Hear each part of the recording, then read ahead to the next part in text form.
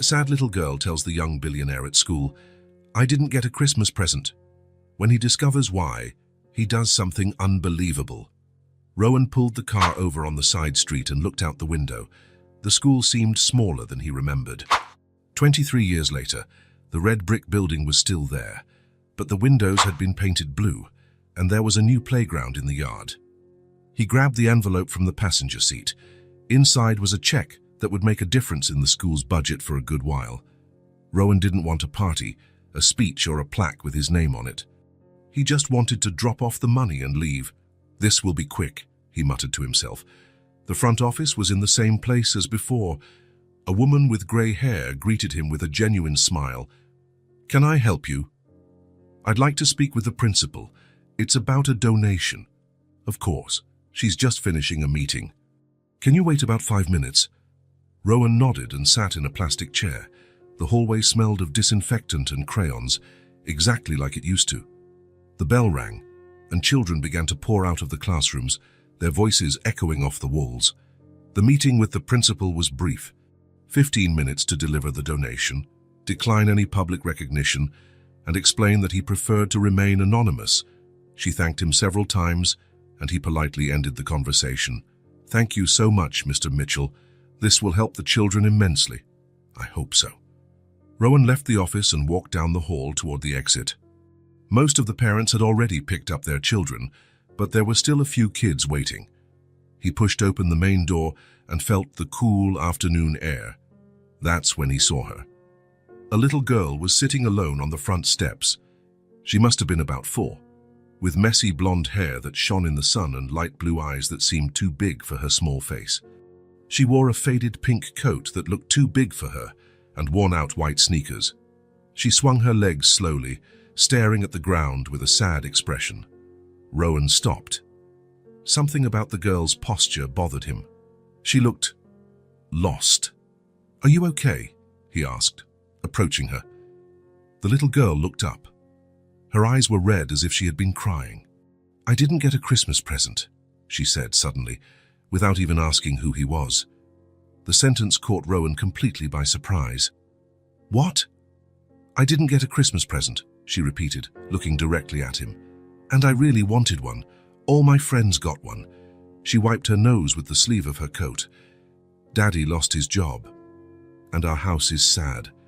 We didn't even have a Christmas dinner like in other years, just buttered noodles."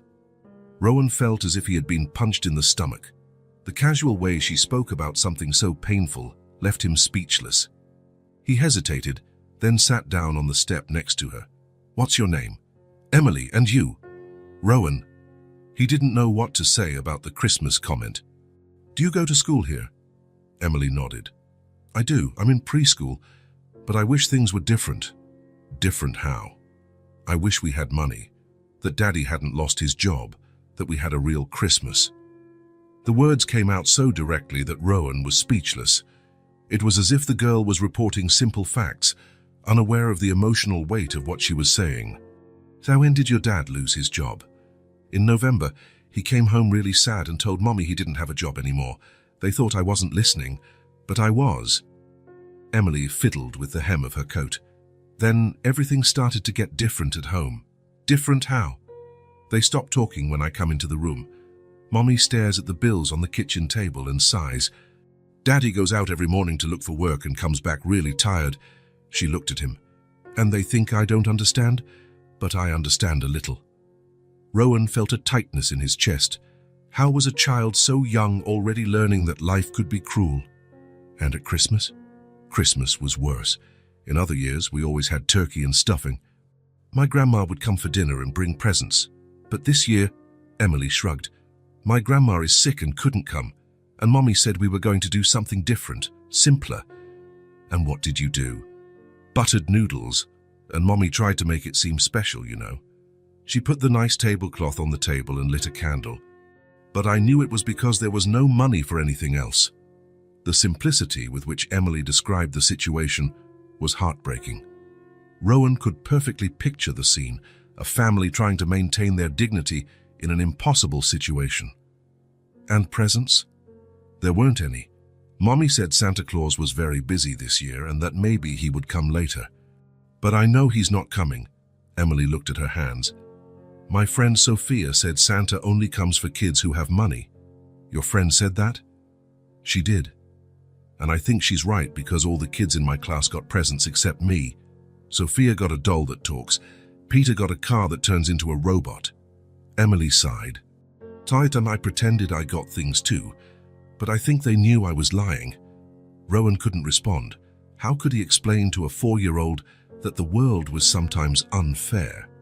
Do you think it's true that Santa Claus only likes rich kids? Emily asked.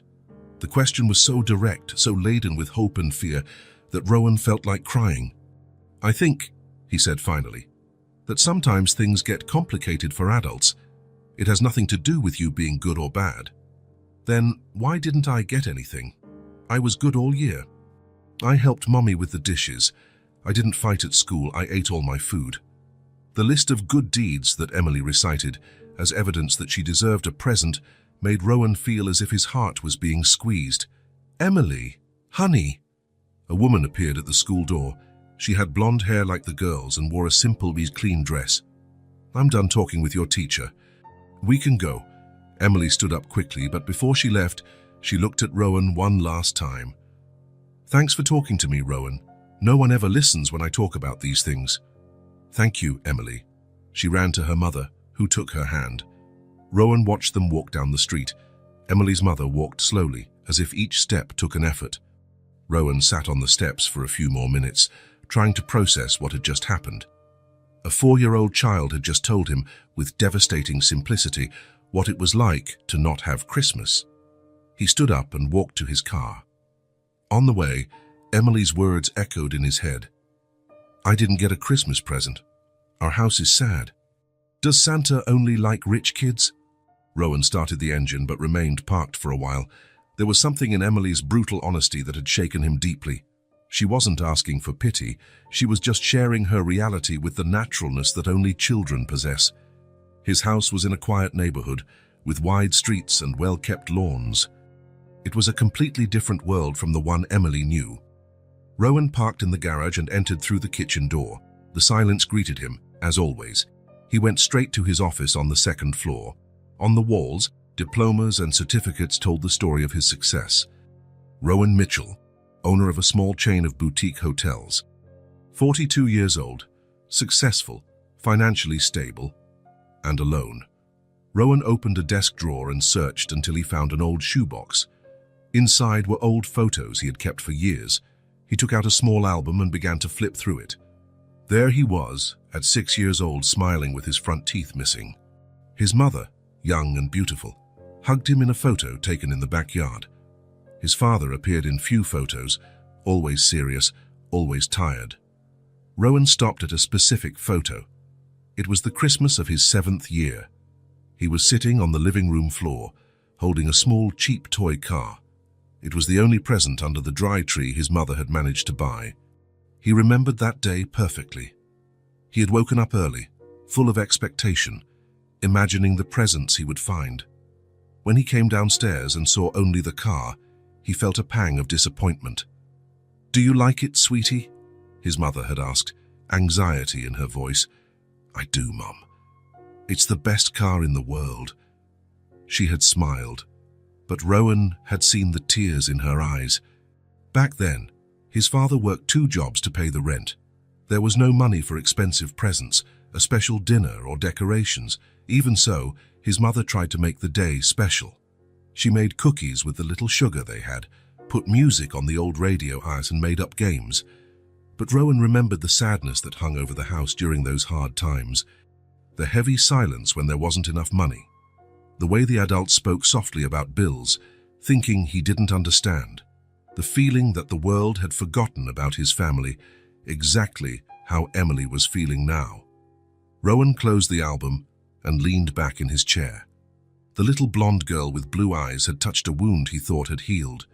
She had awakened memories he preferred to keep buried, but maybe it was time to face them. He stood up and went to the window. Outside, the afternoon was ending. Some houses already had lights on, and he could imagine families gathering for dinner, children doing homework, parents coming home from work, small moments of everyday happiness. Emily was probably at home now, maybe helping her mother in the kitchen or playing alone. And tomorrow would be another day just like it, with no presents, no surprises, just the reality of a family trying to stick together during hard times. Rowan returned to his desk and picked up the photo from his 7th Christmas again. The little boy in the picture looked so hopeful, even with only a cheap present in his hands. When had that hope turned into the loneliness he lived in today? "She reminded me of myself," he said aloud to the empty office, and it was true.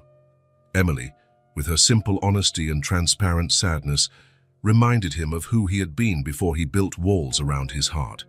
She reminded him of what it felt like to be small in a big, complicated world. Rowan put the photos back in the box and placed it in the drawer, but he couldn't get Emily out of his head. A 4-year-old girl who asked if Santa Claus only liked rich kids. A child who pretended to have received presents so she wouldn't feel different from her friends. He went down to the kitchen and took an apple from the fridge. There was enough food for a week, good food that he barely touched.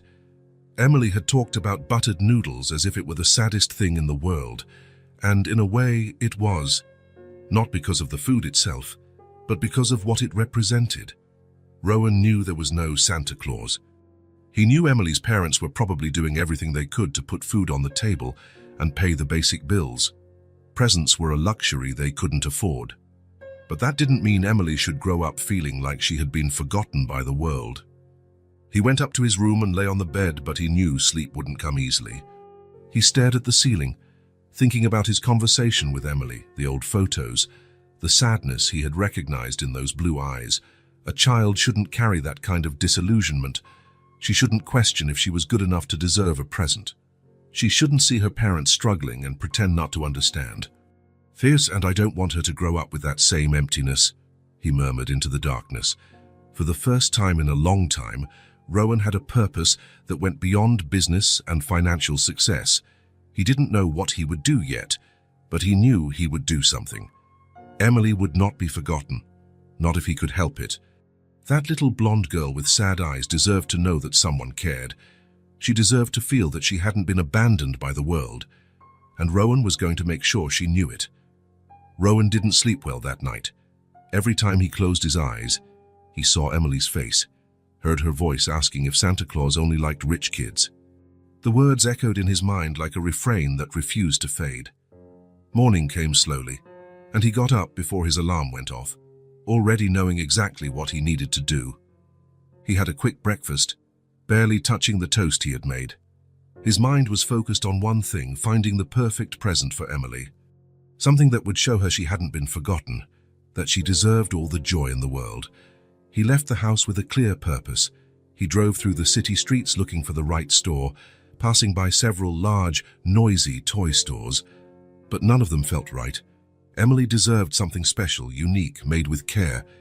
That's when he found a small craft shop downtown. The window was filled with handmade objects, dolls, wooden toys, stuffed animals. Everything had that personal touch he was looking for. The woman behind the counter was elderly, with white hair tied in a neat bun and glasses hanging from a gold chain. Her hands looked skilled and careful, accustomed to creating beautiful things with patience and love. "Can I help you?" she asked with a genuine smile that lit up her whole face. "I need a doll, something special, handmade. It's for a very special 4-year-old girl." The woman's eyes sparkled with interest. Oh, how lovely. A doll for a special little girl. "I have several beautiful options. What is this child like?" Rowan thought for a moment, picturing Emily in his mind. "She has blonde hair and light blue eyes. She's a very brave and sweet child. She's been through some hard times recently." The woman nodded with understanding, as if she perfectly understood what Rowan wasn't saying. "I see. Come, I'll show you some special options." She led him to a shelf where there were several handmade dolls. They were all beautiful and unique, clearly made with care and attention to detail. But one in particular caught Rowan's eye immediately. The doll had soft blonde yarn hair that shone gently in the shop's light. The blue eyes were embroidered with impressive care, each stitch creating a sweet and welcoming expression. She wore a light pink dress with tiny embroidered flowers and was the perfect size for a child to hug comfortably. "This one," he said, picking up the doll carefully. "She's perfect." "Excellent choice. This was one of my favorites to make. I spent 3 whole days working on her." The woman gently touched the doll's dress. "She was made with a lot of love. You know, I always imagine the child who will receive each doll I make. It's exactly what I was looking for. And could you personalize it in some way? Put a name on it?" "Of course. What name would you like?" "Emily. Emily." The woman smiled even wider. "Emily, what a beautiful name. I'll embroider it right here on the little dress with golden thread.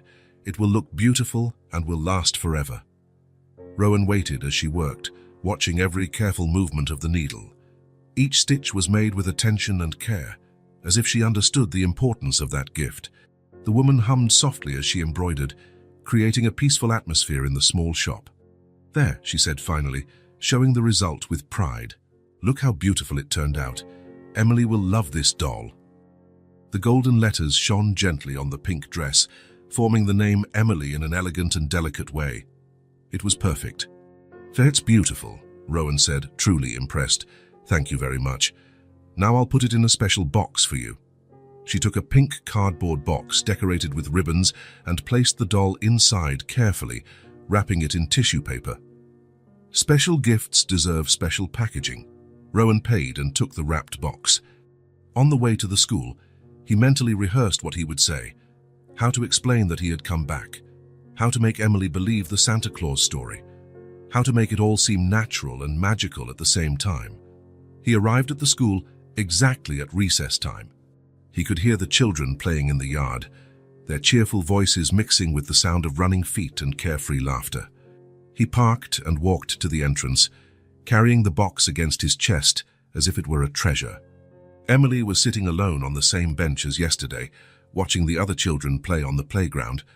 She seemed smaller today, more vulnerable, and Rowan felt his heart ache seeing her there, clearly still processing everything that had happened in their previous conversation.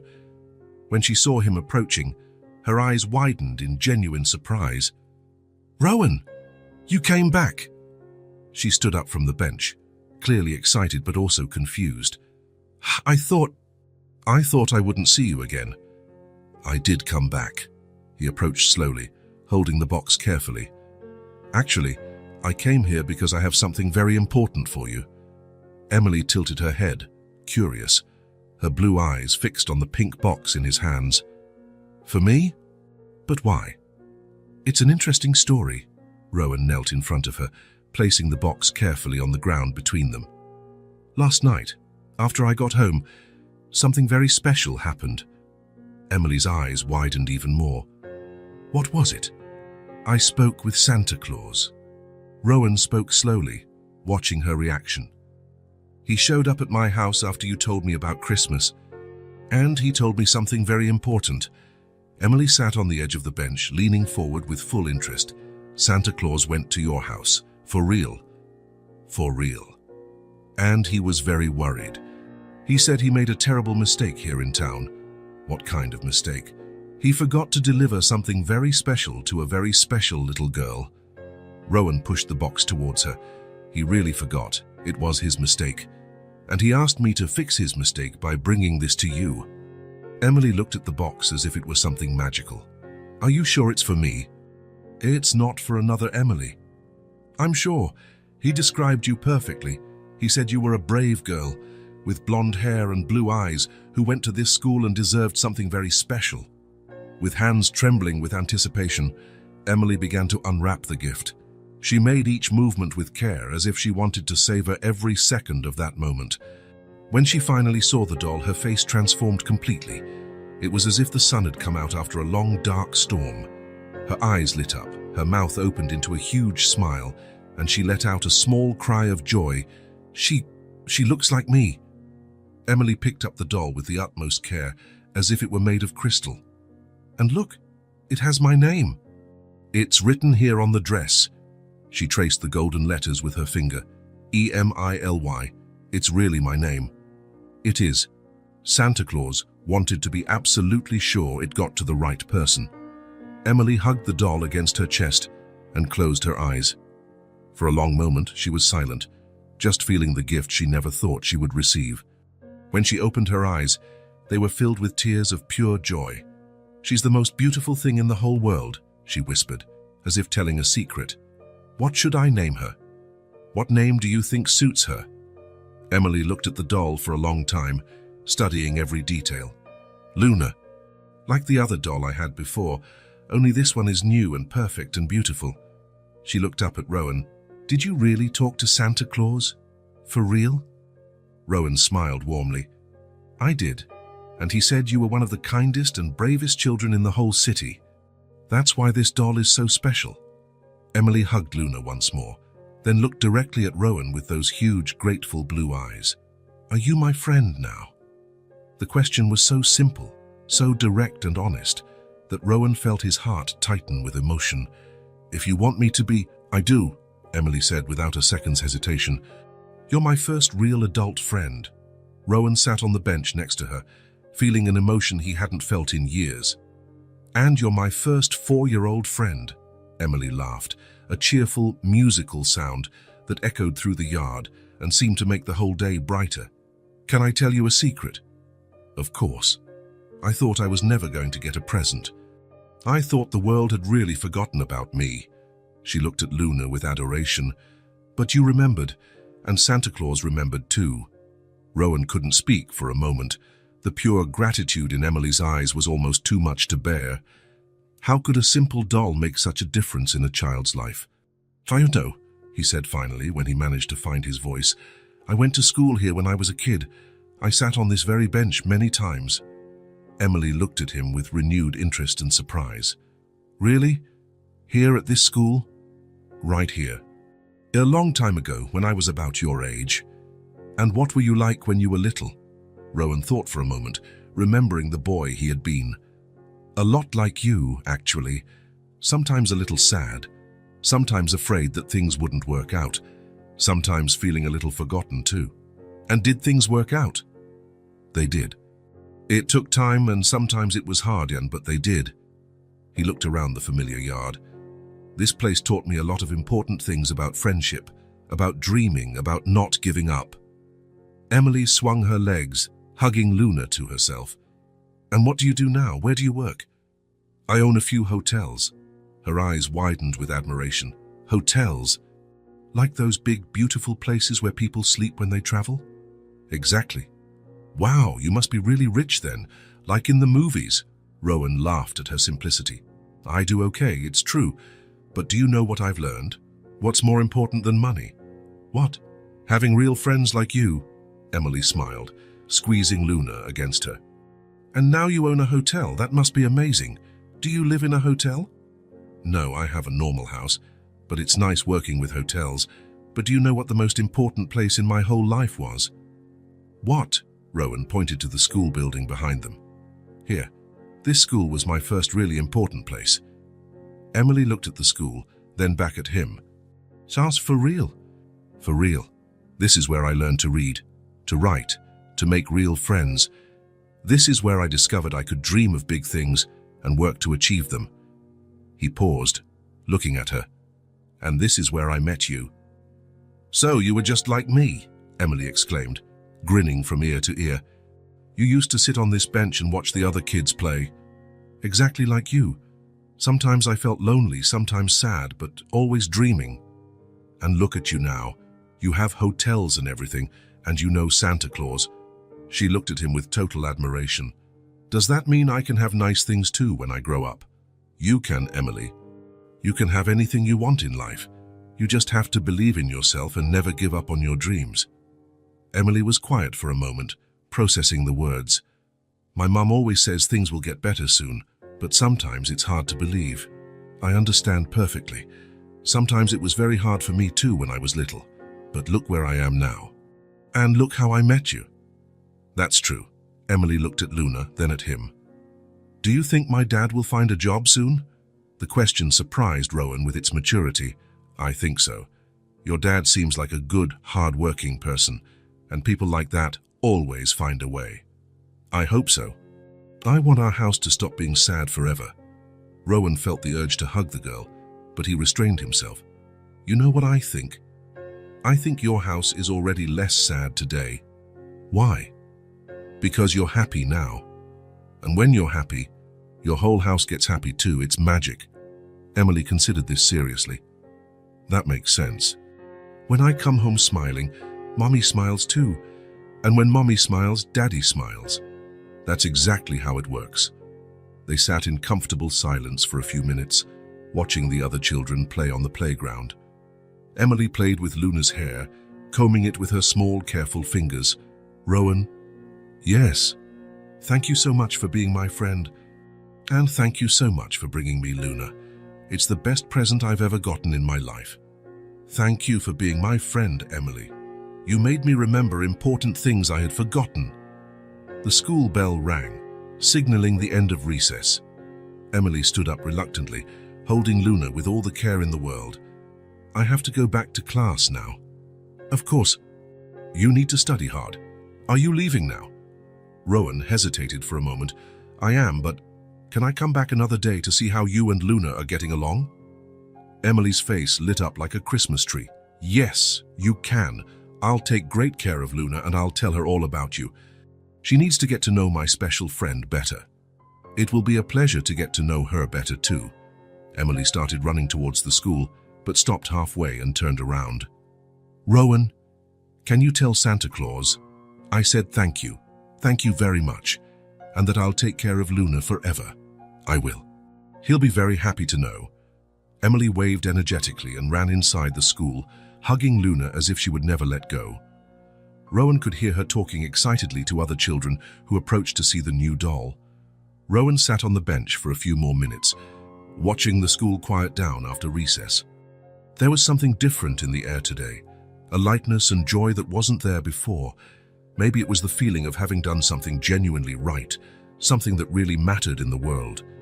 He stood up slowly and walked back to his car. On the way, he thought about Emily's expression when she saw Luna, the way her eyes shone when she realized her name was embroidered on the dress. He thought about the question of friendship, so direct and honest that it touched his heart in a way he hadn't expected. As he drove home, Rowan was already thinking about his next visit. Emily had said he could come back, and he definitely would. After all, real friends don't disappear after giving a gift, and Emily deserved to have a real friend in her life. A few days had passed since Rowan had given Luna to Emily. He had thought about the girl every day, wondering how she was, if she was taking good care of the doll, if she was still happy. The curiosity and affection he felt for his new friend made him decide to go back to the school to visit her. It was a Thursday afternoon when Rowan parked again on the school's side street. The sun was high and warm, and he could hear the familiar noise of children at recess. He walked to the yard and looked for Emily among the playing children. He found her sitting alone under a tree, talking softly to Luna. The doll was well cared for, with her hair combed and her dress still clean and pretty. Emily seemed to be telling the doll a story, gesturing with her small hands. "Hi, Emily," Rowan said, approaching slowly. Emily looked up and her eyes lit up immediately. "Rowan! You came back." She stood up quickly, holding Luna against her chest. "Luna, look who's here. It's Rowan, my friend I told you about." Rowan smiled, pretending to greet the doll. "Hi, Luna. Has Emily been taking good care of you?" Emily put on a different voice, as if it were Luna responding. "She takes very good care of me. We sleep together every night and she tells me stories." "That's good. You two seem to be great friends." "We are," Emily laughed. "I was telling Luna about my plans for when I grow up." "Oh yeah? And what are those plans?" Emily sat on the ground, motioning for Rowan to sit too. "I'm going to have a really pretty restaurant, with round windows and lots of flowers out front. Sounds amazing. And what kind of food will you make?" "All kinds. Chocolate cake, pasta, pizza, warm soup for cold days." Emily spoke with her eyes shining with excitement. "And you know what else?" "What?" "I'm going to give free food to anyone who's hungry. Like, if someone doesn't have money but is hungry, they can eat anyway." Rowan felt something stir in his chest. The simplicity and kindness in Emily's words were breathtaking. "That's very beautiful, Emily. My mom always says everyone deserves to eat well, and I agree." Emily adjusted Luna in her lap. "In my restaurant, no one will go hungry." It was then that Rowan noticed something that bothered him. He looked around and saw that all the other children had lunch boxes or were eating something, but Emily had nothing. "Emily, did you not bring a snack today?" Emily looked down and fiddled with Luna's dress. "South, there was nothing at home to bring." The answer was said so naturally that it hurt even more. Rowan felt a pang in his chest as he realized Emily was used to this situation. "Are you hungry?" Emily shrugged. "A little, but it's okay. I'll eat at school during lunch." Rowan stood up. "How about we go get something to eat right now?" "You, me, and Luna." Emily's eyes widened. "Really? But class is starting soon. We'll be back before class. What do you think?" Emily looked at Luna, as if asking the doll for permission. "What do you think, Luna?" She paused, as if listening for a response. Luna said it's a great idea. Rowan laughed. "Then it's settled. Let's find a nice place to eat." They left the school and walked down the street. Emily held Luna with one hand and pointed out interesting things with the other, as if it were a special outing. Rowan watched how she found joy in simple things. A dog sleeping on the sidewalk, flowers in a garden, a bird singing in a tree. "Look at that bakery," Emily said, pointing to a small bakery with a window full of cakes and pastries. "It smells so good. Do you want to go in?" "Can I really?" "Of course." They entered the bakery and were greeted by the delicious smell of fresh bread and cake. Emily stood at the entrance for a moment, taking a deep breath. "It smells like heaven must smell," she said softly. They sat at a small table near the window. Emily placed Luna in the chair next to her, as if the doll were really going to participate in the snack. "What do you want to eat?" Rowan asked. Emily looked at the menu carefully. "Can I choose anything?" "Anything. A ham and cheese sandwich and an orange juice. And can Luna have juice too?" "Of course she can." The waitress brought their order and Emily ate slowly, savoring every bite. Every now and then, she would pretend to feed Luna, talking softly to the doll. "Is the sandwich good?" Rowan asked. "It's great. It's just like the one my mum used to make when we had ham at home." Emily took a sip of her juice. "You know, when I have my restaurant, I'm going to make sandwiches like this for the kids. Tell me more about this restaurant." Emily immediately perked up. "It's going to be really big, with wooden tables and colorful chairs. Each table will have a little vase with different flowers." She gestured as she spoke, painting the picture in her mind. "And there will be a huge kitchen where I'll make everything with lots of love. And the round windows. Oh yes, the windows will be round to let in lots of light. And from each window, you'll see the garden full of flowers that I'm going to plant." Emily smiled. "Find people will be able to eat while looking at the flowers." Rowan listened in silence, increasingly impressed with the detailed vision Emily had of the future. "And you know what else? I'll have a special area for children, with storybooks and games. That way, while the parents eat, the kids can play." "It sounds like a wonderful place." "It will be. And I'm going to hire people who can't get jobs elsewhere, like my dad right now." Emily paused. "He's very good at what he does, but sometimes people don't give him a chance." Rowan felt a lump in his throat. How could a 4-year-old have so much wisdom and compassion? "And the free food part?" he asked. "Oh, that's the most important part." Emily leaned forward as if to tell a secret. "Every day at lunchtime, anyone who is hungry can come in and eat.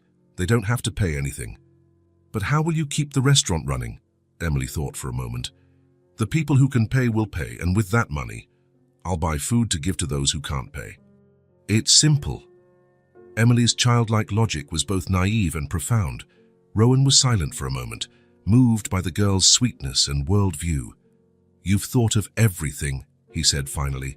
"I think about it every day. When I lie in bed with Luna, we plan what the restaurant will be like." Emily looked out the window. "And my mum says dreaming doesn't cost anything, so I dream a lot."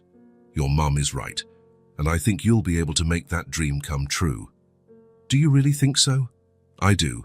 You have everything you need, a good heart and lots of ideas." Emily smiled and took another bite of her sandwich. "Rowan, can I ask you a question?" "Of course." "What's it like to own a hotel?" "It must be similar to owning a restaurant." "It is similar. I make sure people feel good when they're at my hotels, just like you want to do in your restaurant." "And do you like it?" "I do. But you know what else? Talking to you about your restaurant, I'm thinking of new things for my hotels. What kind of things? Maybe a space for children to play. Or a garden where guests can see how the food grows. Emily clapped her hands. That would be amazing, just like in my restaurant with the flowers. They finished eating, and Rowan paid the bill. Emily thanked him several times, always including Luna in her thanks. As they walked back to the school, Emily was quieter, as if she was thinking about something important. "But Rowan," she said finally. "Yes. Do you think I can see your house?" The question caught Rowan by surprise. He looked at Emily, who was watching him expectantly. "You want to see my house?" "I do. It must be very pretty." "And Luna wants to see it too, right, Luna?" Emily looked at the doll. She said yes. Rowan thought for a moment. Why not? Emily had become a special friend and he wanted to return her trust. "I think so," he said. "You can see my house." Emily's face lit up. "Really? When?" "How about this weekend? We can arrange it with your mum. She'll like you, I'm sure, and she'll be happy to know I have such a nice friend. I'd like to meet your mum too. And your dad." Emily was quiet for a moment. "They'll like you.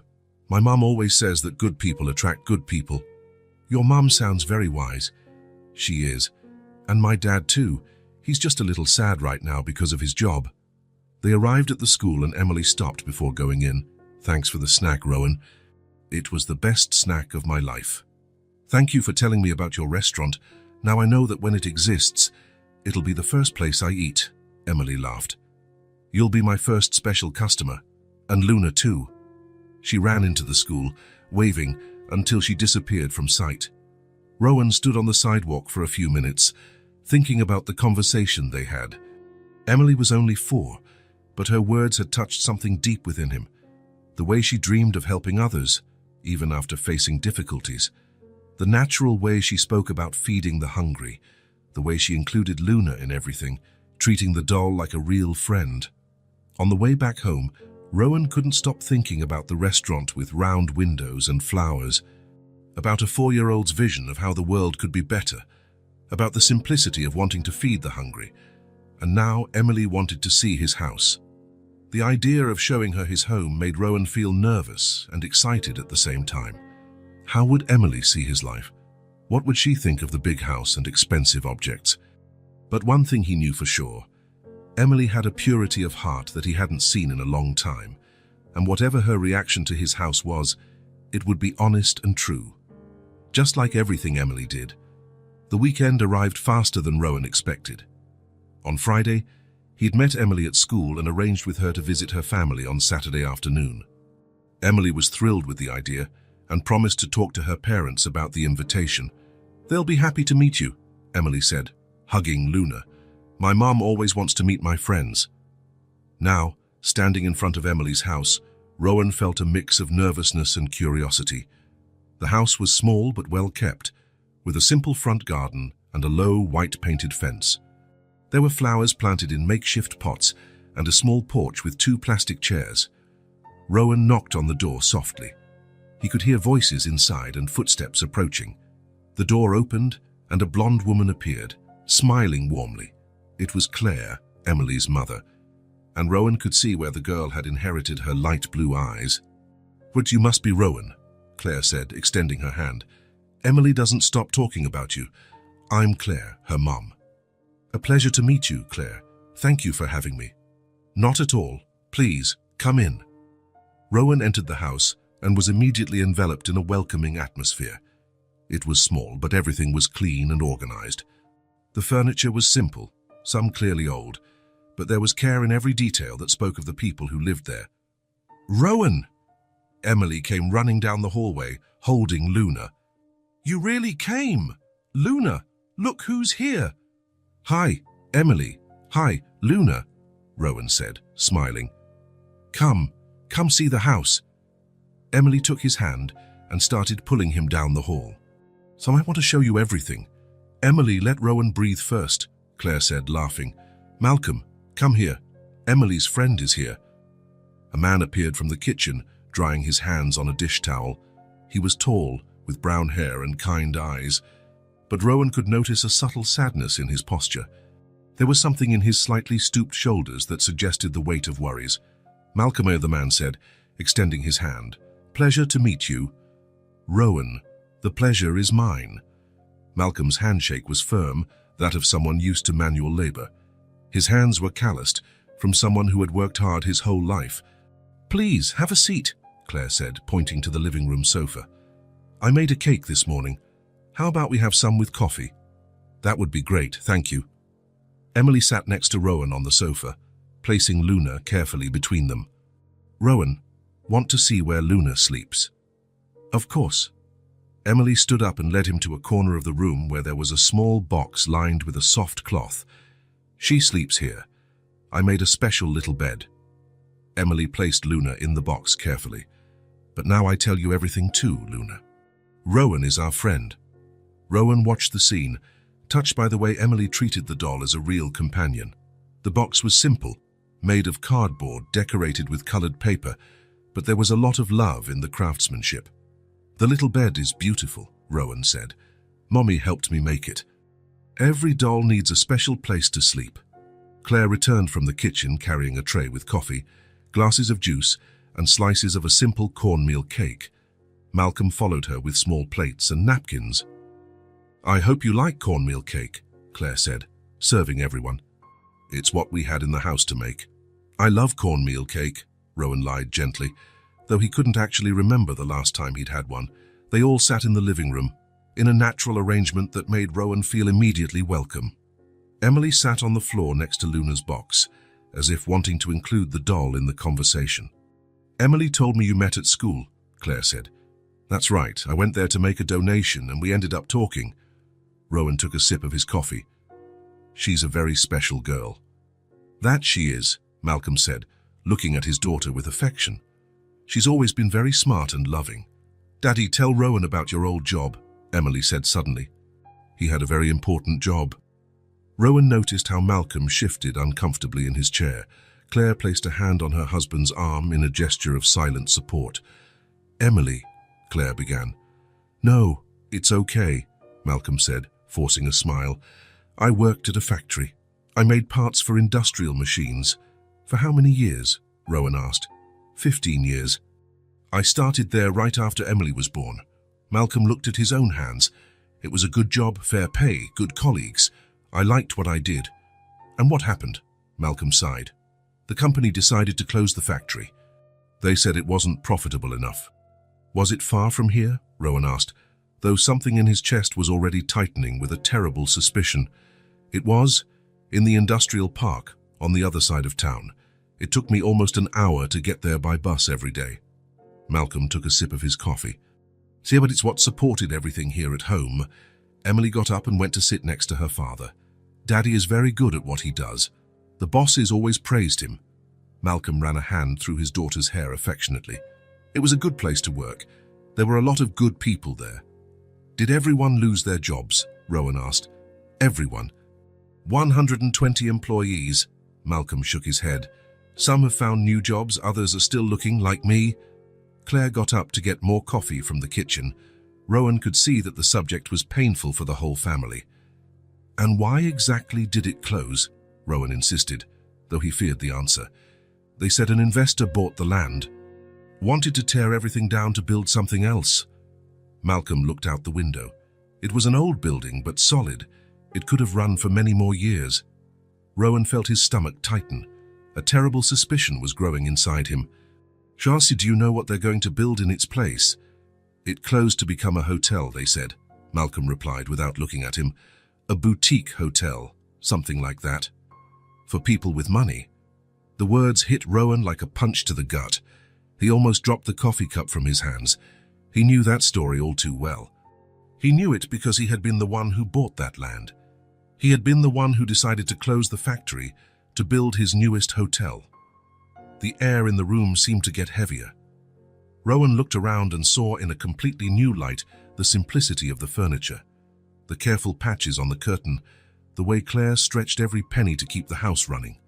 All of it was a consequence of a decision he had made coldly and calculatingly, thinking only of numbers and profits. "Are you okay?" Claire asked, returning from the kitchen and noticing Rowan's sudden paleness. "I'm fine, thank you," he managed to say, though his voice came out a bit strangled. Emily looked at him with concern. "Rowan, are you sad?" "I'm okay, Emily. I was just thinking about what your dad said." Malcolm continued talking, oblivious to the turmoil of emotions Rowan was feeling. "The worst part is that they closed it out of nowhere. On Friday, everything was normal. On Monday, we arrived and there was a notice on the door. They said we had 2 weeks to get our things." "Only 2 weeks?" Rowan managed to ask. "Only, and mind you, some of the employees had worked there for over 20 years. Malcolm shook his head. "They gave a basic severance package, the minimum required by law. And that was it." Rowan remembered that transaction. He had been advised by a team of lawyers who took care of all the legal details. For him, it had been just another investment, an opportunity to expand his business. He had never thought about the faces behind the numbers, the families that would be affected. "That must have been very difficult," Rowan said, feeling like a hypocrite. It still is." Malcolm looked at Emily Hunt, who was playing with Luna on the floor. "But we don't give up. I keep looking for work every day. Something will turn up." Claire sat down again and took her husband's hand. "Malcolm is persistent and very good at what he does. Someone will recognize that soon." "Definitely," Rowan said, though the words sounded empty even to himself. Emily got up and came to sit on her father's lap. "Daddy will find an even better job." "I'm sure of it." Malcolm kissed the top of his daughter's head. "With this cheering squad, how can I fail?" Rowan watched the scene and felt a mixture of admiration and guilt. Here was a family that, despite facing enormous difficulties because of a decision he had made, maintained their dignity and love for each other. They weren't asking for help or complaining. They were fighting together, with hope and determination. The silence that followed was comfortable for everyone but Rowan. He was struggling with the weight of what he had discovered, trying to process the fact that he was directly responsible for this family's suffering. "The cake is delicious," he said finally, trying to return to normal conversation. "Thank you," Claire said, smiling. "It's my mother's recipe, simple but tasty." Emily turned to Rowan. "Rowan, when I have my restaurant, I'm going to make cake just like Mommy's to give to people." "It will be the best cake in the restaurant," Rowan said, forcing a smile. The conversation continued for another hour, but Rowan was only half present. His mind was racing with the discovery he had made.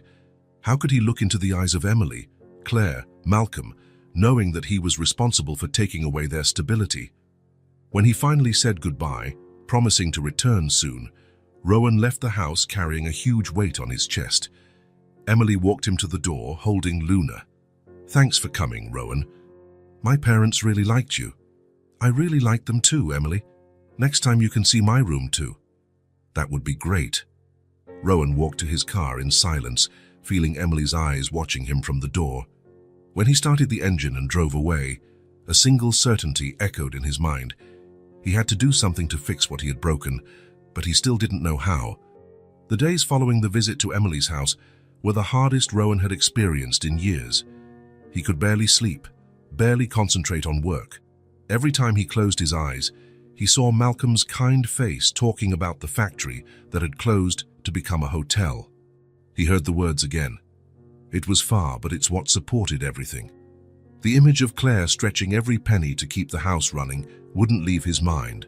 The dignified simplicity of the family, who didn't ask for help but were clearly struggling. Emily's innocent dream of having a restaurant to feed the hungry, all because of a decision he had made coldly, thinking only of numbers and profits. On Wednesday morning, Rowan cancelled all his meetings for the day. His secretary was surprised, as he never did that without an important reason. But this time, there was a reason, the most important one of his life. He left home with a clear destination in mind. He needed to see with his own eyes the place that had destroyed the lives of so many people. He needed to face the reality of what he had done, to touch the walls that had housed dreams and hopes. The site of the old factory was in the city's industrial park, a neighborhood Rowan only knew from the reports he received from his lawyers and architects. He had never set foot there before.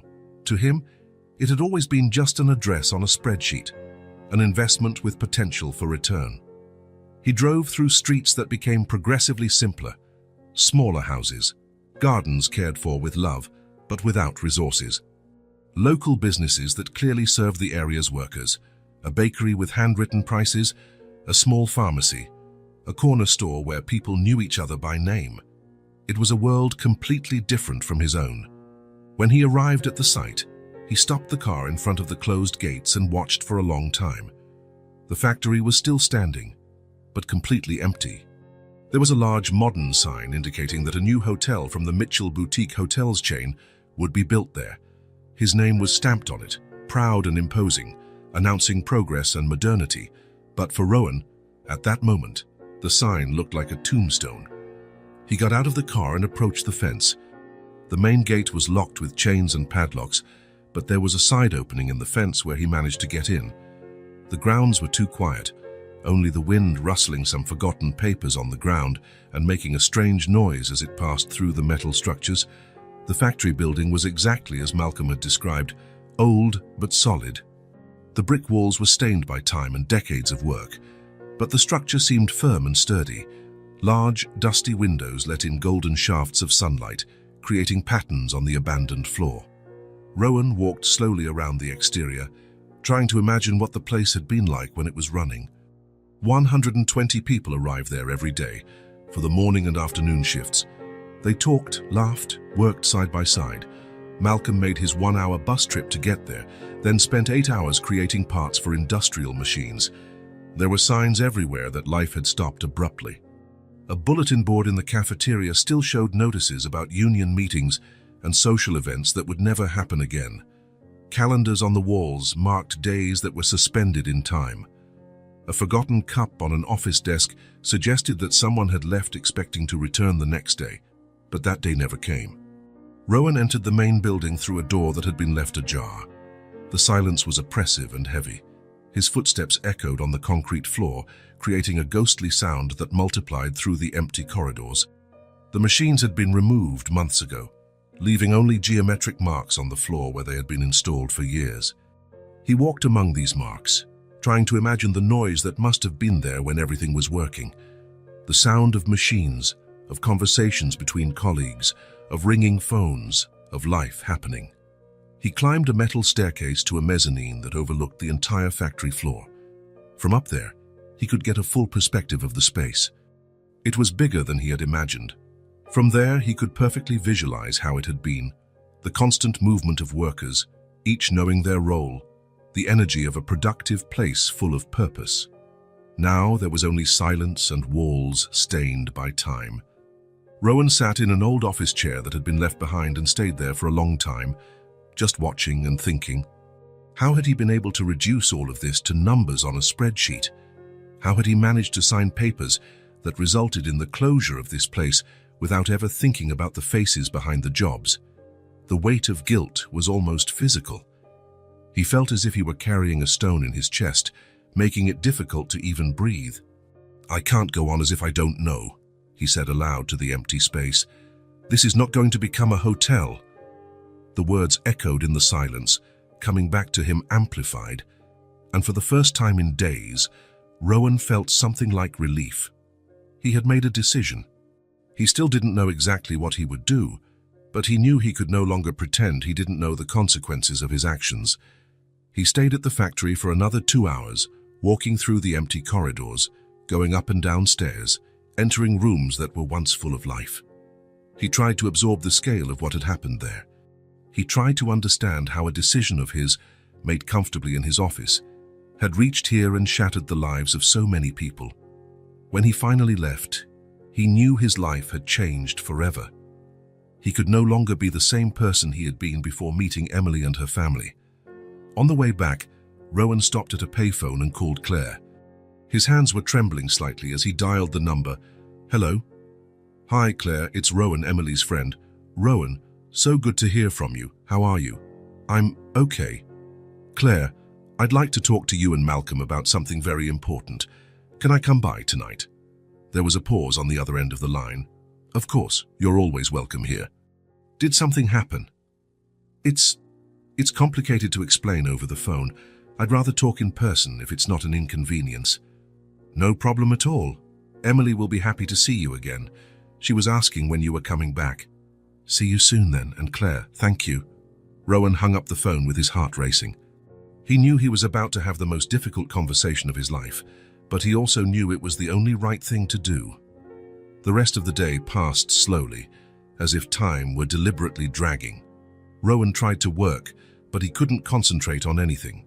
He reviewed contracts without really reading them, answered emails automatically, took a few important calls, but his mind was completely focused on the conversation he would have that night.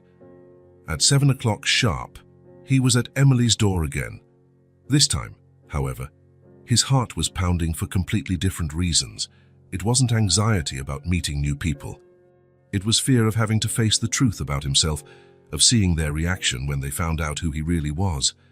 Emily opened the door before he even knocked, as if she had been waiting at the window. "Rowan, you came back." She hugged him tightly, without any reservation. "Luna missed you." "I told her you were coming back. I missed you two too." Claire appeared behind her daughter, smiling warmly. "Come in, Rowan. Malcolm is in the living room. He just got back from downtown." They gathered in the same arrangement as the last visit, but this time Rowan was clearly nervous. His hands were sweating and he couldn't sit still in his chair. Emily noticed immediately, "Are you okay? You look worried about something." "I am a little worried, Emily. I need to talk to your parents about something very important." Malcolm leaned forward, his attention fully on him. "What is it, Rowan? Can we help with anything?" Rowan took several deep breaths. There was no easy way to say it. There were no words that would make the truth less painful. "Malcolm, Claire, I need to tell you something. Something I found out after our conversation last Saturday." He paused, searching for the right words, knowing they would change everything between them. When Malcolm talked about the factory that closed to become a hotel, I recognized the story immediately. "Recognized how?" Claire asked, frowning. Rowan looked at Emily, who was watching him with innocent curiosity, having no idea what she was about to hear. Then he looked at her parents. "I bought that factory." The silence that followed was deafening. Malcolm and Claire looked at him as if he had spoken in another language, not fully understanding what he had just said. "What do you mean? You bought it?" Malcolm asked slowly, his tone changing. "I am the investor who bought the factory land. I closed it without knowing how much it hurt the people who worked there." Rowan felt his voice tremble. "But now I know. And I want to give back what I took." Malcolm stood up from his chair as if he had been electrocuted. His hands were shaking slightly. You were the one who closed our factory, who took our jobs." "I was. And I didn't even know people like you existed. To me, you were just numbers on a spreadsheet, operating costs." Rowan lowered his head, unable to maintain eye contact. "I never thought about the families that would be affected. I never thought that behind every job there was a story, a life, dreams." Claire put her hand to her mouth, clearly shocked. Emily looked from one adult to another, trying to understand what was happening, feeling the tension in the air. "Why are you telling us this?" Malcolm asked, his voice a mix of confusion, anger, and disbelief. "Because after meeting you, after seeing how Emily dreams of helping people, after understanding what my decision caused in your lives and the lives of 120 other families, I can no longer pretend I don't know." Rowan finally looked up and looked directly at Malcolm. "I want to fix this. I don't know exactly how yet, but I want to give back what I took from you and all the other families who were affected." Emily approached him slowly, holding Luna against her chest. "Rowan, does this mean you can help my daddy get a job again?" The girl's innocent question, asked with all the confidence in the world, made Rowan feel like crying. "I'm going to try, Emily. I'll do everything in my power." Malcolm was still standing, processing the information that had changed everything. Claire gently pulled him to sit down again, but he remained tense. "I don't understand," she said, her voice still in shock. "Why are you telling us this? What do you want from us?" "I don't want anything. I just want you to know the truth. And I want a chance to fix the terrible mistake I made." Silence reigned in the room again. Emily sat on the floor next to Luna, clearly feeling the tension in the air, even without fully understanding the gravity of the situation. Finally, Malcolm spoke, his voice controlled but heavy with emotion. "You closed our factory. You took the jobs of 120 people. You changed our lives completely. Yes. And now you want to fix it. Yes." Malcolm looked at Claire, then at Emily, who was watching them with big, worried eyes, and finally back at Rowan. How? It was exactly the question Rowan had been waiting for, and for which he still didn't have a complete answer, but he had the beginning of an idea. "I'm still working out the details, but I guarantee one thing, that land will not become a hotel, not anymore." It was the beginning of a conversation that would change all of their lives forever. 2 weeks had passed since Rowan had told Emily's family the truth. They were 2 intense weeks, full of meetings, calls, and planning, but also 2 weeks of renewed hope, of sleepless nights thinking about possibilities, of waking up every day with a purpose that went far beyond profit. The day after his confession, Rowan had called his lawyers and architects with clear instructions: cancel the hotel project immediately. The reactions were of complete surprise. "Are you sure, Mr. Mitchell?" "We've already invested a lot of money in the planning," said his lead lawyer, clearly concerned. "I'm absolutely sure. Cancel everything. Pay whatever fines are necessary." "And what are we going to do with the land?" "I'm going to turn it into something completely different." Rowan spent the next few days intensively researching cooperatives, talking to experts, studying models that worked in other cities. The idea that had begun to germinate in his mind was taking shape: to transform the old factory into a community cooperative, managed by the very workers who had lost their jobs, but he didn't want to do anything alone. The first person he sought out was Malcolm. They met in a small diner near Emily's house. Malcolm arrived suspicious, still processing everything he had discovered about Rowan. "I have a proposal," Rowan said without preamble. "I want you to help me create something new in place of the factory." Malcolm frowned. "What kind of thing?" "A cooperative, a place where the former employees can work together as owners of their own business, where each person has a voice in the decisions and shares in the results." "And why would I help you?" "Because you know those people better than any consultant. You know their skills, their dreams, their needs. I have money and resources, but you have something much more valuable. You truly know the community." Malcolm was quiet for a long time, stirring his coffee. "How would it work?" "Each former employee who wants to participate becomes a co-op member, a partner in the enterprise. Everyone has a say in important decisions. Everyone shares the profits. The space would be used for different activities: workshops, services, production. And you? And what would be your role?" "I'll finance the complete renovation and the initial equipment. After that, you run the business. I'll just stay on as an advisor, if you want me." Malcolm looked directly at him. "Why are you doing this?" "Because it's the right thing to do. And because a 4-year-old girl taught me that there are much better ways to use money." In the following days, Malcolm helped Rowan get in touch with his former co-workers. The first meetings were tense, full of distrust. "He closed our factory, and now he wants to play the good guy," said Jose, one of the oldest welders. "What guarantee do we have that he won't change his mind again?" asked Rita. "I completely understand your anger," Rowan said at a meeting in the local church hall, "but I'm here to offer a chance to rebuild something better than what existed before." "Better for whom?" asked Maria. "For you, for your families, for the whole community?" It took several meetings before people started to trust the proposal. Rowan brought in lawyers specializing in cooperatives to explain the legal aspects. But it was when Claire joined the project that things really started to change. "I've always dreamed of cooking for many people," she said at one of the meetings. "Making meals that feed not just the body, but also the soul." The idea of a community kitchen led by Claire opened up new possibilities.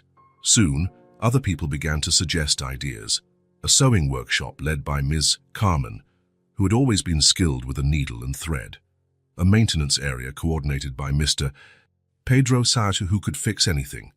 A bakery where some of the ex-employees could use family recipes. "And what about a space for the children?" suggested Anna, a mother of 3 young children. Many mothers in the area can't work because they have nowhere to leave their kids. Rowan noted everything carefully, each suggestion being incorporated into the project. His architects worked to adapt the old factory space to the new needs. The building was divided into functional areas after much debate. The old cafeteria became Claire's community kitchen, with professional equipment to prepare meals for the cooperative and also to sell to the community. A side wing was transformed into sewing and craft workshops. The section that once housed heavy machinery became the maintenance and small repairs area. The bakery was installed in an area with independent access, allowing it to operate at the most convenient times. And in the old administrative office, a colorful and safe children's space was created, where co-op mothers could leave their children while they worked. "I also want to include training programs," Rowan said at a meeting, "for young people from the area who want to learn a trade." "Like vocational courses?" asked Malcolm, who had become the main intermediary between Rowan and the former employees. "Exactly. Baking, sewing, basic maintenance, small business management, even adult literacy." The construction and renovation took 3 intense months.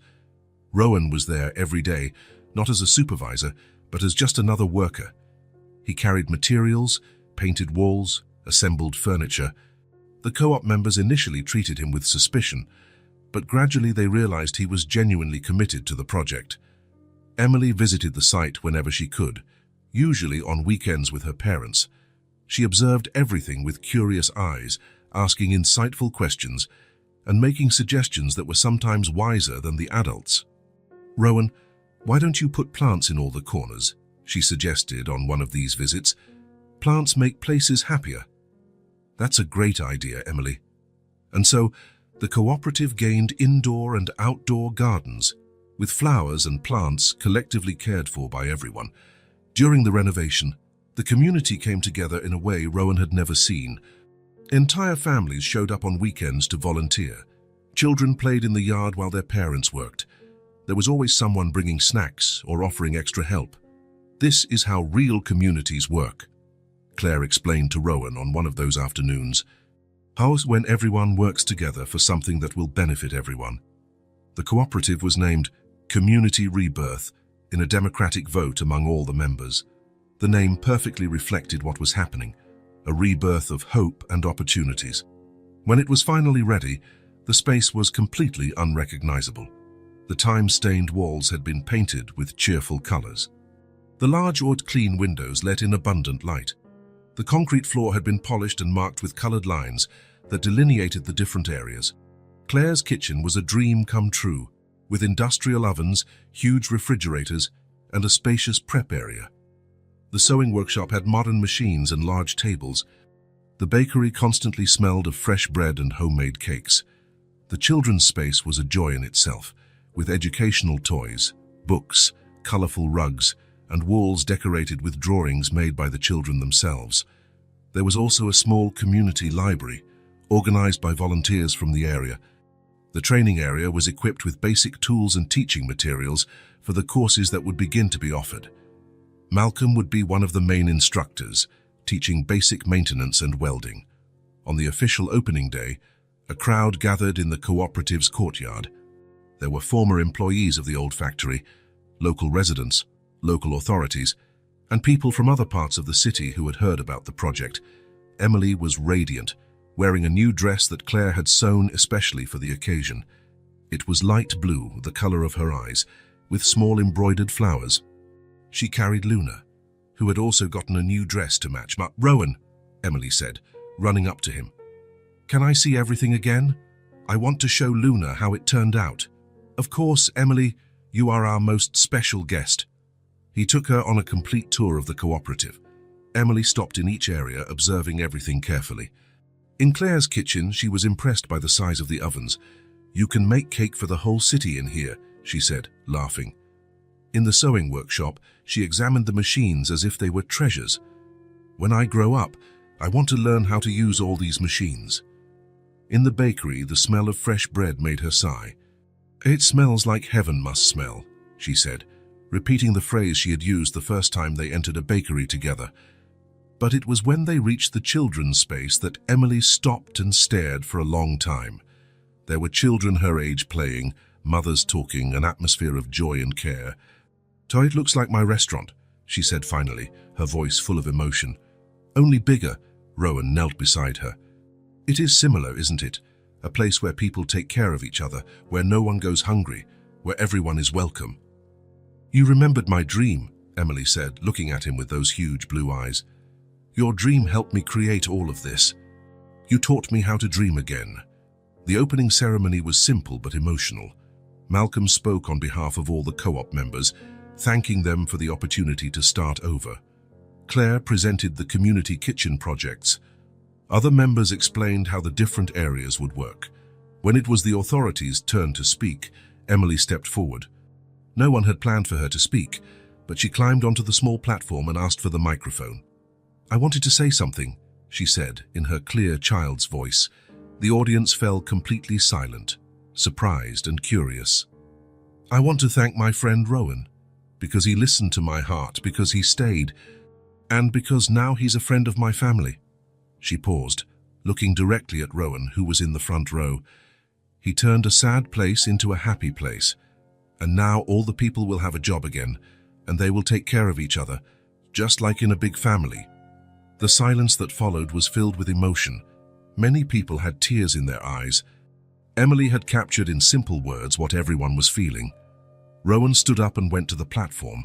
Emily handed him the microphone with a huge smile. "Thank you, Emily," he said, his voice clearly emotional. "Thank you for letting me be a part of this." He looked at the crowd, seeing faces he had come to know and respect over the past few months.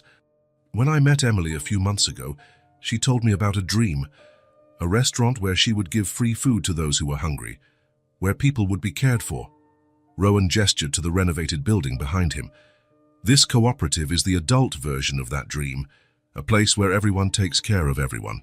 He paused, searching for the right words.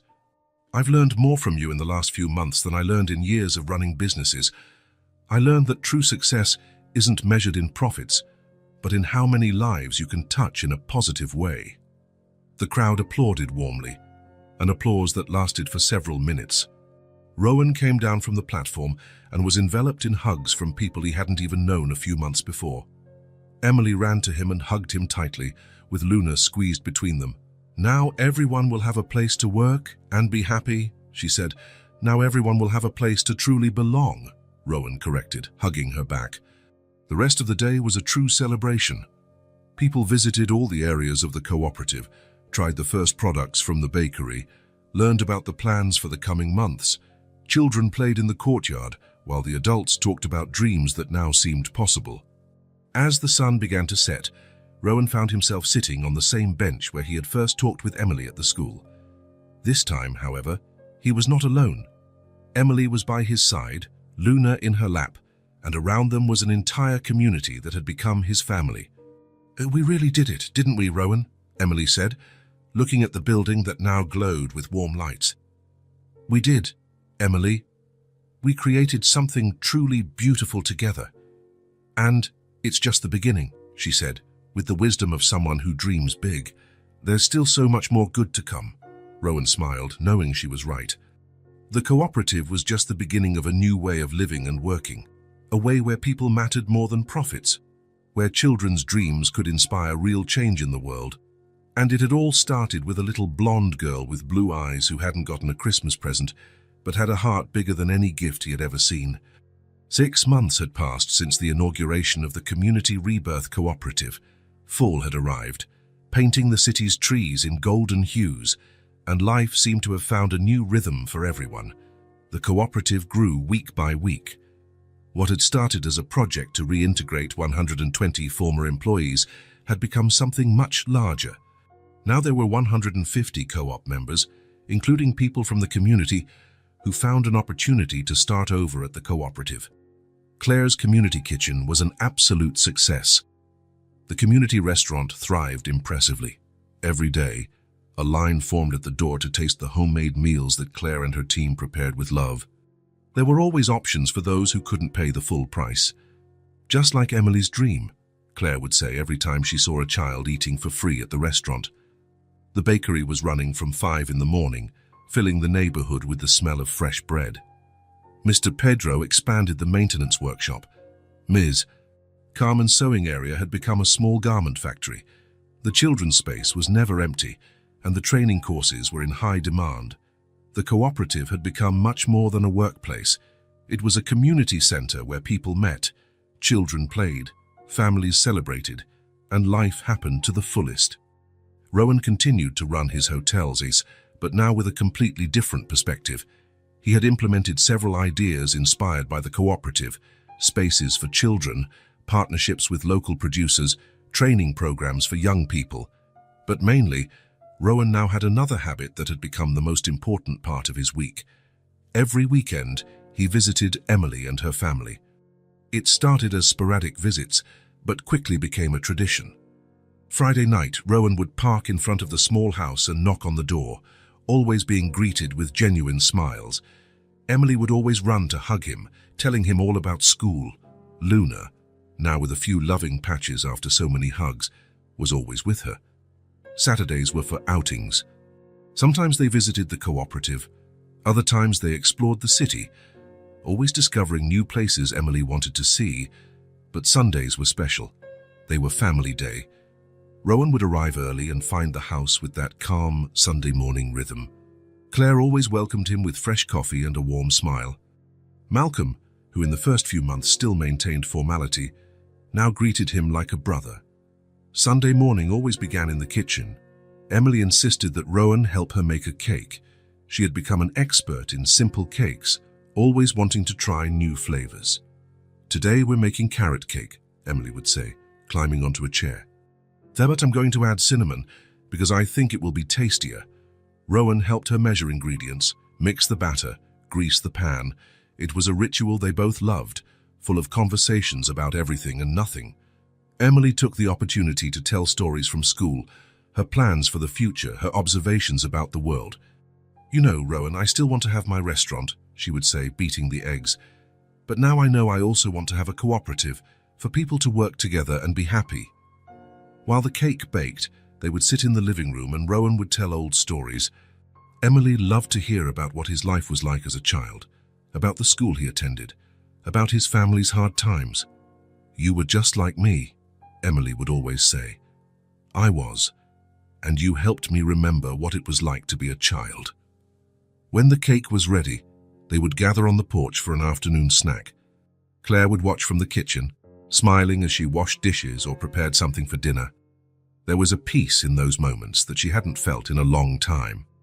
Malcolm had changed a lot in recent months. The work at the cooperative had restored his confidence. He coordinated the maintenance area, was respected by the members, and had a stable income. More than that, he had regained his joy for life. After the snack, while Emily played in the yard, Malcolm and Rowan always ended up playing cards on the porch. At first, they were tense games, but they gradually became moments of true conversation between two men who had learned to respect each other. "How are things at the cooperative?" Rowan would ask, shuffling the cards. "Better every week. Mr. Pedro is thinking of hiring more help." "And Claire?" "Happy, happier than I've seen her in years." Malcolm dealt the cards. "She always wanted to cook professionally." "And you?" "Grateful. I still can't believe all this happened." These conversations always flowed naturally, covering topics from business to life philosophies. Malcolm had become a source of wisdom for Rowan, who learned about the value of community work. At the end of the afternoon, Emily would always come and sit with them on the porch. It was her favorite time of Sunday, when the whole family was together and relaxed. On one of those Sunday afternoons, when fall was advanced and there was a cool breeze, Emily lay down on the porch sofa with Luna in her lap. Rowan and Malcolm were playing cards, while Claire finished tidying up the kitchen. Emily watched the two men for a while, seeing how they talked naturally, how they laughed at the plays, how they seemed like brothers who had known each other for a long time. She hugged Luna tighter and whispered softly, thinking no one was listening, "He's family now. We just haven't decided on the title." But Rowan heard, and so did Malcolm. And Claire, who was drying her hands at the kitchen door. For a moment, everyone was silent, processing the simple truth Emily had expressed. Rowan felt his eyes well up with tears. He looked at Malcolm, who was smiling in a new way. He looked at Claire, who was watching him with an affection reserved for family. "It's true," Claire said finally, coming to sit with them. "You are family. Our chosen family," Malcolm added, putting the cards aside. Emily got up and went to hug Rowan, still holding Luna. "You'll always be part of our family, right?" "Always," Rowan said, hugging her back. "If you'll have me." "Of course we'll have you," Emily said, as if it were obvious. Family is family. As the sun set, they stayed there on the porch, talking about plans for the week, about the small things of daily life, about the life they had built together. Rowan thought about how his life had changed since that day he met a little blonde girl who hadn't gotten a Christmas present. How a sincere conversation on the steps of a school had transformed not just his perspective, but his entire life. Now he had a family. He had a purpose beyond money. He was sure he was making a difference in the world, and all because Emily had taught him that simple dreams and generous hearts could move mountains. When it was time to leave, Emily walked him to the car. "Rowan." "Yes, thank you for being part of our family. Thank you for letting me be a part. See you Friday." "See you Friday." And as he drove home, Rowan smiled, knowing that on Friday he would be back, as he always would be, because now he had a place to truly belong. If this story touched your heart, subscribe to the channel and turn on notifications so you don't miss the next ones. Leave a like because it helps this story get recommended to more people. See you in the next story.